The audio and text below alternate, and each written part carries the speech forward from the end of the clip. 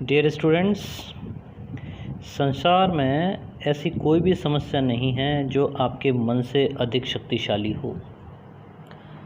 ज़रूरत है आपके अपने मन को स्ट्रॉन्ग बनाने की, शक्तिशाली बनाने की, जिससे कि आप किसी भी समस्या का समाधान आसानी से कर सकें, उसको बड़ा ना समझें। अभी हाल ही में आपको एक टेस्ट दिया गया था और उस टेस्ट में क्लास 11th M3 और M4 के स्टूडेंटों ने पार्टिसिपेट किया था। कुल 10 क्वेश्चन पूछे गए थे और प्रत्येक प्रश्न जो था वो 2 अंकों का था। ठीक है, सभी बच्चों ने प्रयास किया, काफ़ी अच्छा प्रयास रहा, लेकिन अभी भी कुछ बच्चे उस तरह से इसमें पूरी तरह से पार्टिसिपेट नहीं कर रहे हैं जिस तरह से उन्हें करना चाहिए। ठीक है, तो आप लोगों के लिए आज उस मासिक परीक्षा यानी मंथली टेस्ट का सॉल्यूशन दे रहे हैं। क्लास 11th M3 और M4 सेक्शंस के लिए जो टेस्ट दिए गए थे उसका सॉल्यूशन आपके लिए। प्रश्न आपके सामने, और इस पहला प्रश्न जो आपके सामने है कि एक गोले के त्रिज्या मापने में, ठीक है, उसकी रेडियस नापने में 0.25% की त्रुटि होती है, आयतन में कितने प्रतिशत की त्रुटि होगी।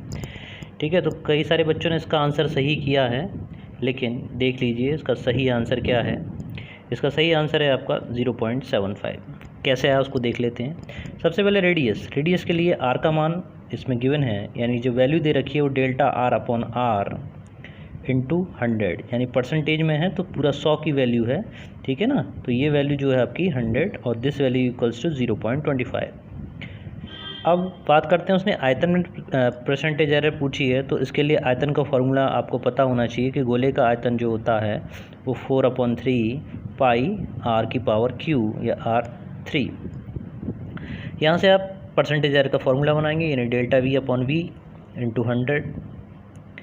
ठीक है, और जैसे मैंने बताया था कि 4 यानी जो भी कांस्टेंट हो, यानी जैसे आप देख रहे हैं 4/3 पाई यहाँ पर एक कांस्टेंट है, इसको छोड़ देंगे। जो पावर होती है r की पावर 3 को आगे ले लिया जाता है।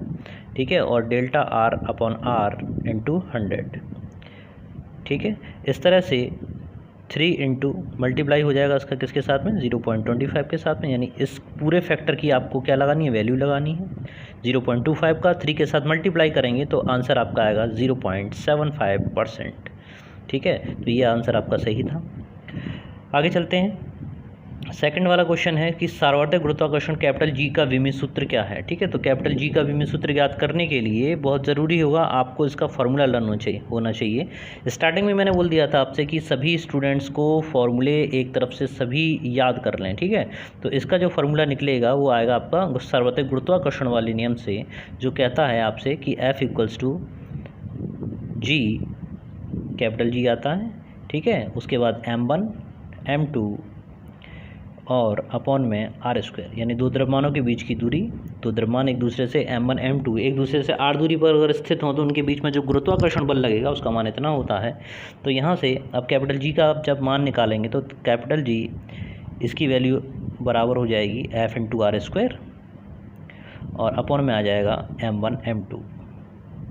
जब आप इसके विमीय सूत्रों को रखेंगे तो F का यानी बल का विमीय सूत्र होता है mLT-2, दूरी r का l की पावर 2 अपॉन द्रव्यमान है तो m इंटू m, दोनों का m से m कैंसिल कीजिए। ठीक है, ये वाला m ऊपर जाएगा तो m की पावर -1 आएगा, यानी m ऊपर ये वाला गया, ये वाला m ऊपर जाएगा तो m की पावर -1। l एक पावर ये है, एक पावर ये है, l की पावर q, और t की पावर दिस इज -2। तो इस प्रकार से कैपिटल जी का विमीय सूत्र आपके पास आएगा m-1 L3T-2।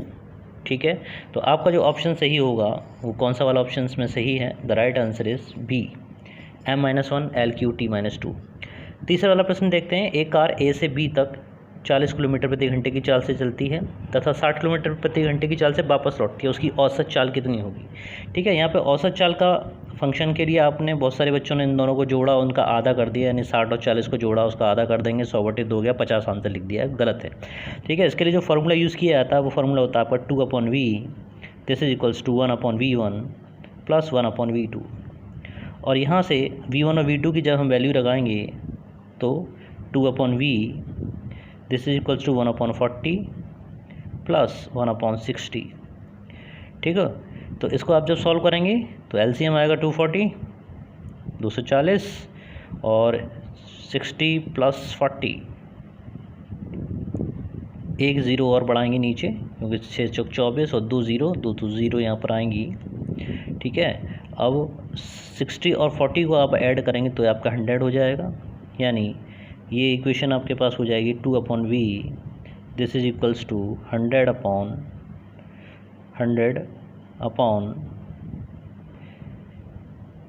2400। ठीक है, 2 ज़ीरो से 2 ज़ीरो कैंसिल करो, क्रॉस मल्टीप्लाई करेंगे यानी 24 2 जा 48। तो इस तरह से जो आंसर आपका आएगा वो आएगा 48 किलोमीटर प्रति घंटा, या 48 किलोमीटर पर आवर, या फिर 48 किलोमीटर प्रति घंटा, जो आपका आंसर सही है। ठीक है, तो इसका तीसरे का ऑप्शन बी सही। चौथे वाले प्रश्न पर आते हैं। फोर्थ क्वेश्चन करा कि यदि vector A vector 3i + 2j + k और vector b = 5i - 5j + k हो तो ए वेक्टर डॉट बी वेक्टर का मान क्या होगा। इसके बेसिस पे हमने वीडियो में कई बार बताया कि इसमें डॉट प्रोडक्ट में क्या करते हैं कि i का i के साथ मल्टीप्लाई निकालो। ठीक है, इसमें अगर आप देखेंगे तो vector a dot vector b, इसकी वैल्यू जो बराबर आएगी तो i का i के साथ मल्टीप्लाई करो, 5 3 = 15 15 आएगा। ठीक है, दोनों ही प्लस के हैं।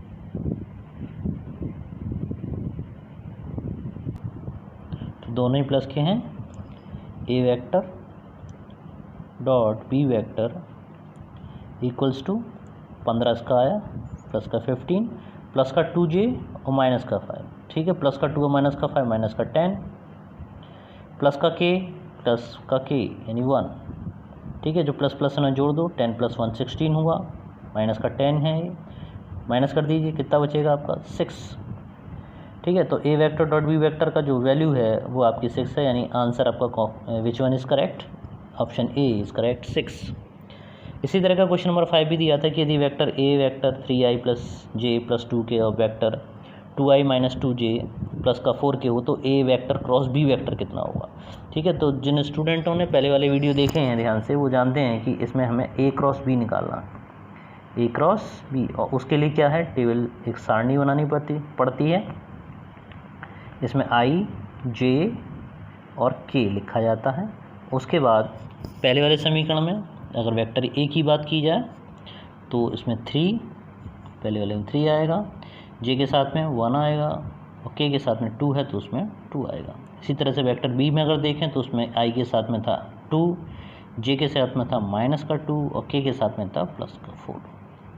ठीक है, अब इसके बाद हमको वैल्यूज़ लिखनी होती है। हमेशा ऑलवेज लेफ़्ट वाला फार्मूला मैंने आपको बताया, उससे कोई दिक्कत नहीं होती है। तो पहले i का पद लेते हैं, तो i को सबसे पहले पॉजिटिव लिया जाता है और उसके बाद फिर हम डायरेक्ट मल्टीप्लाई करते हैं। तो i के नीचे वाले पद, ये वाले पद इस समय यूज़ नहीं किए जाएंगे। ठीक है, तो 1 - 2 2 और 4, तो इसमें सबसे पहले मल्टीप्लाई 1 का 4 के साथ में, तो 1 4 = 4। ठीक है, फिर माइनस चिन्ह लगाते हैं, उसके बाद फिर -2 का 2 के साथ में मल्टीप्लाई, तो -2 का 2 के साथ मल्टीप्लाई, माइनस का 4 आएगा, माइनस का 4 ये वाला minus, this will B positive. ठीक है, तो ये प्लस का 4। इस तरह से ये वैल्यू आपके सामने आई। चलिए फिर से बना लेते हैं, डिलीट हो गया। तो इसमें आपने टेबल बनाई थी। ठीक है, 8i सभी के साथ में आ रहा है, तो यानी ऑप्शन अभी तक आपके सभी सही हैं। अब j का देख लेते हैं, तो टेबल बना लें, i j और k। तो इसमें 3 1 और 2, नीचे b के साथ में 2, j के साथ में माइनस का 2 और k के साथ में प्लस का 4। ठीक है, तो i का फैक्टर हम लोग देख चुके हैं। उसके बाद अब j का नंबर है। ठीक है, तो ये दिमाग में रख लीजिए कि ये क्या आया आपका 8i आ गया। उसके बाद में j का नंबर, j के लिए किस किस का मल्टीप्लाई होगा, तो ऑलवेज लेफ्ट, पहले 1 का 4 में। ठीक है, यानी 4, फिर माइनस चिन्ह लगाएंगे, फिर 2 2 जा, अब इन दोनों का आपस में 2 2 = 4, फिर से अगेन ये क्या हो जाएगा आपका प्लस का हो जाएगा। ठीक है। तो ये 4 और ये 4 8 आई हो गया, तो 8 जे हो गया, तो 8 आई माइनस 8 जे। अब बचा आपके पास केवल के का टर्म। के के टर्म में ये नीचे वाले प्रयोग नहीं किए जाएंगे, ठीक है। अब इन दोनों में भी पहले इन दोनों 3 का -2 के साथ मल्टीप्लाई करेंगे और प्लस का के लेके चलेंगे। केवल बीच का जो जे है वो माइनस का लिया जाता, बाकी के पहले और लास्ट वाला प्लस प्लस रहता, ठीक है। माइनस का 6, 3 2 6, और माइनस चिन्ह के साथ 2 का 1 के साथ मल्टीप्लाई करो तो माइनस का 2 आएगा। इसका मतलब ये हुआ कि ये भी माइनस का 8 आएगा, और 8 जो है ये माइनस का 8 के कर देगा। इसका मतलब 8 आई देख लीजिए सभी में है, तो उसके बाद 8 जे और फिर माइनस का 8 के। तो ये वाली कंडीशन केवल आपको कहाँ दिखाई दे रही है, बी के साथ में, ठीक है। 8 आई माइनस का 8 जे माइनस का 8 के, तो ये जो है आपका सही आंसर होगा। क्लियर है। अगले वाले प्रश्न पे आते हैं। क्वेश्चन नंबर 6 कह रहा है कि यदि वेक्टर ए वेक्टर की वैल्यू आपको दे दी, बी वेक्टर की वैल्यू दे दी, तो बताइए ए वेक्टर और बी वेक्टर के बीच का कोण क्या हुआ। इस क्वेश्चन को मैं थोड़ा सा घुमा दिया था, ठीक है। तो इस क्वेश्चन में ज़्यादा परेशान होने की आवश्यकता नहीं थी, आपको सिर्फ करना इतना था कि आपको पता होना चाहिए कि वेक्टर ए डॉट